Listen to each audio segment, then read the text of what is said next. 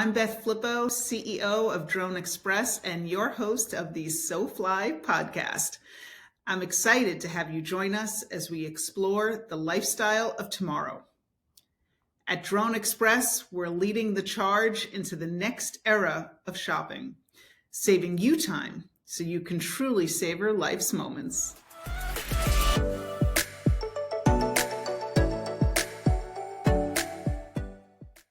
Hello, everyone.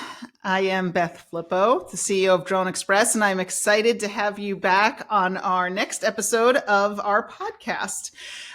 Today, we have Dave Sproehnle, who is our chief pilot, and I'm excited to have him with us. Dave, if you wouldn't mind waving to everyone. And we are going to talk a little bit about our 135, what the role is of a chief pilot in a 135, and here's some interesting stories. So, Dave, thank you so much for being on the podcast. Absolutely. Thanks for having me.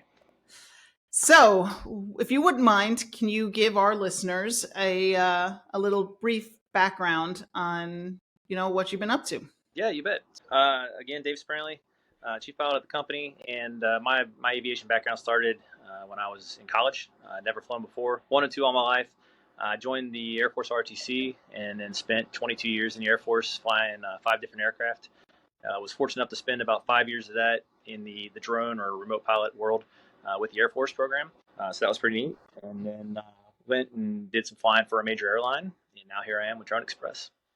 That's excellent. My son was in the Air Force ROTC also in high school, so I know what a great program that is for high schoolers to learn about the military. But the next thing I have to ask you is if you could tell us an interesting story or a crazy story that you have during your time. Sure. I think probably the one that is made the hair stand up on my neck the most was the time when I was flying for a company that did simulated dogfighting.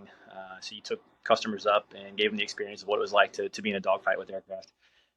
And part of that promotion piece of that was that they sent a newspaper company out, and they were doing an article, but they wanted to go for a ride with us as well as taking pictures. So we went out and we had 3 aircraft flying in formation, so we're less than 3 feet away from each other. In that particular airplane, when you're piloting with a passenger, the passenger actually sits in front and the pilot's in the back. So I'm in the back seat, this lady's in the front seat, and we're down over the desert about 50 feet off the ground taking pictures in formation for this article. They thought it would be a good idea to put the reporters who had never been in small airplanes before in with us in that situation. And if you've never flown formation and never flown that close to the ground, let alone both of those at the same time in the hot desert, it's very uncomfortable. So the lady that was flying with me got to the point where she was so uncomfortable that she was screaming, "I need to get out of this airplane now." She's reaching for handles, trying to find a way to open the canopy. She has controls right in front of her, and I'm sitting there 3 feet away from 2 other airplanes, 50 feet off the ground, while she's frantically trying to get out of the airplane. So I took the airplane, moved away, told them on the radio that I was done, and we quickly went and landed at the nearest airport and had her get out of the aircraft. And then I went back up and finished the day. Yeah, she pretty much did, and I wasn't very happy with her at the time because that's kind of nerve-wracking. But yeah, that was an exciting day in aviation for sure. Yeah, see, that's not something I would probably do. Dogfighting simulation. One thing I love about drones is my feet stay on the ground. So, but I can imagine a lot of people are really enjoying that. So, would you mind also telling us what are some projects that you've worked on? Some like notable achievements, if you will, that would interest the people listening. Yeah, I guess the biggest things for my career, at least, has been, within the Air Force, I'm one of a few people who have been fortunate to do such a wide variety that I have. So I started off flying bombers, B-52 bombers, and then I went and did some of the remote piloted stuff like we talked about with the MQ-1 Predator, and then I was part of the RQ-170 program, which is a classified drone program. It's an what they call acknowledged classified program at this point in time. And so I was part of the early cadre there, and that was really neat to get to see that set up and see how the works behind the black door, if you will. And then I went on to fly T-38s and got to instruct in the Air Force, which was really neat, instructing new fighter and bomber pilots, and then flying F-16s in the reserves with the Air Force. So those are kind of the biggest things. Aviation-wise, that I think stand out is I'm very proud of my Air Force career and how much breadth of experience I got to see and do. And then also when I was getting my master's degree, I wrote my thesis on incorporating remotely piloted aircraft into the national airspace. So that was 10, 15 years ago now, and it's kind of cool to see it come full circle. And here I am working in that exact world and seeing it all come to fruition. So it's just kind of a neat experience. That's incredible. And it's such an interesting industry that we're in because it's really filled with believers. It's not something where there's formal education really around it yet. Right. So a lot of the people like yourself are people that just have loved it. So I think that translates a lot to our success is that we have all these people that really just love what they're doing. So that's really great. The FAA recently accepted our Part 135 and what that means is that's an air carrier license. It's a domestic certification. So you have to be a US company. But would you mind telling us a little bit about what the responsibilities are for a chief pilot in a 135? Sure. So obviously, it's a big regulatory piece, and first thing is, why do we need the 135? We want to be able to do beyond visual line of sight deliveries, which is huge for the business and what we're trying to accomplish. So to get to that, there are some regulatory requirements, obviously, from the FAA, as you already mentioned with the Part 135 certificate. It starts with having yourself up there as the CEO. We've got Russ Klein doing our regulatory division. Miguel Serra, who is my direct boss, he's the director of operations. And then within that organization, you've got myself as the chief pilot, and then our chief of maintenance with John Tauber. So between that group, required positions regulatory with the FAA for the Part 135, and then within that, really my job is a managerial role. Some caveats. So I'm still qualified to operate the aircraft and fly the aircraft. I can go out and do the job. I can evaluate pilots, teach pilots how to fly our drones and within our rules and regulations in the Part 135 certificate. But then really what I'm doing is managing all of the pilots across the company. So making sure the medical certificates are good to go, the legalities for all the rules within the FAA are adhered with, that we are teaching according to our plans and what the FAA wants, and that sort of thing. And then it can go all the way down to things as much as personal. Somebody needs a personal leave of absence. They can come to me and talk to me instead of bothering all the way up the company. Basically, it's like a direct managerial role, kind of overseeing all the pilots within the company, and then reporting up and kind of filtering out what needs to be elevated and what doesn't. Yep. It's very involved. And most people don't realize the Part 135 is the same kind of certificate that is involved in manned aviation. That if you want to fly cargo for compensation in the national airspace, these are the certificates that you need to attain. And it is the only path for beyond visual line of sight in the NAS. And many people don't realize that you can't do this with a waiver. You can't do this any other way. This is what has made air travel so incredibly safe.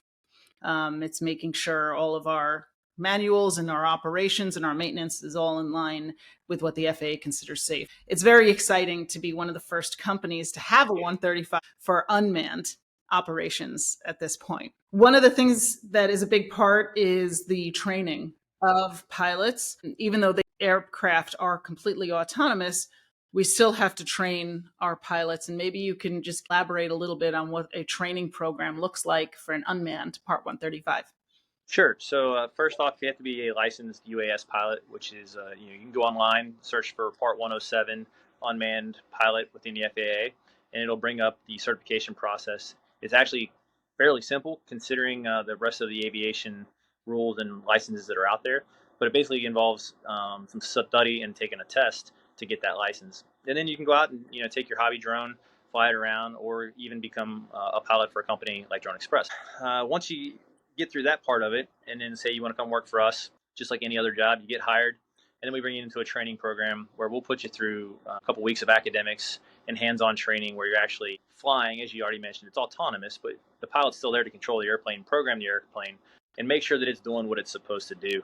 So that's really the biggest piece. Is we'll show you how the software works to control the aircraft. We'll actually go out, get hands-on with the aircraft, figure out how everything works, what the systems of it are, just like you would in a manned airplane, and then put you in charge of, hopefully in the future, a large amount of these drones at one time with one pilot.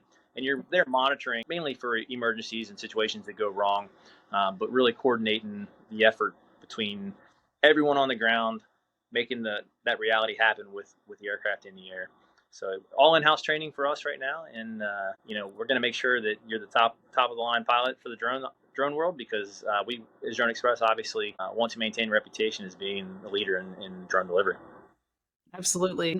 Something people don't realize too about becoming a drone pilot is you can actually become a pilot at 16, Right. which is incredible. And you do not need a college degree to become a drone pilot. It is one of the first high tech industries where people are going to be able to participate with a high school diploma, or not even if they're a good pilot. So that's also very exciting because it's really going to, democratize the skies. So you're going to see a lot of new talent and new backgrounds, and that's always something that's really beneficial for any growing company.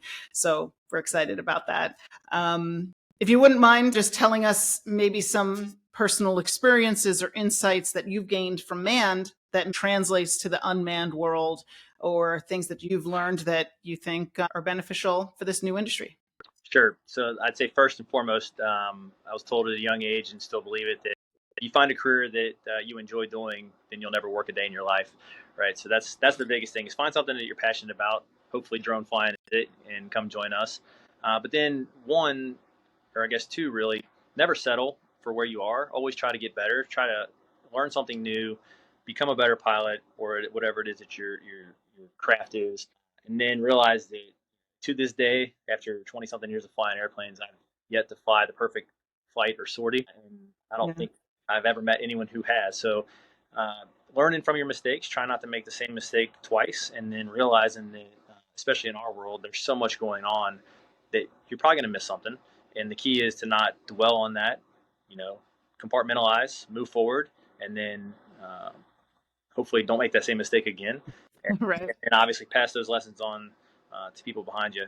One thing I've always said is, find whatever it is that you're going to do, take it, make it better, and then leave it better than you found it for the people to follow you. So that's kind of my best piece of advice. That's great. That's great advice. And thank you so much for being here and being on this podcast. And I hope you've inspired a lot of people who would like to learn about this new industry and want to do it. And it's not like being up in an F-16, but the excitement is still really there. So thank you so much. For those of you listening, if you do want to become a pilot, the first step is getting a Part 107 license. And you can Google that. There are online courses to learn to do something new. You can open up a whole new career for yourself. So we strongly recommend anybody to go and try to do that. It's not expensive. I think it's a couple $100 and that's it. And again, that's the first step into this field. And if you'd like to learn more about Drone Express or careers at Drone Express, you can always go to www.droneexpress.com. You can follow us on all of our socials on Instagram and Facebook and LinkedIn. We're constantly sharing new things that are in the industry, that are things within our company. And we'd like for you to follow along and continue to learn more about us. So thank you again, Dave, for being on this podcast. And we'll talk to you next time. Awesome. Thank you.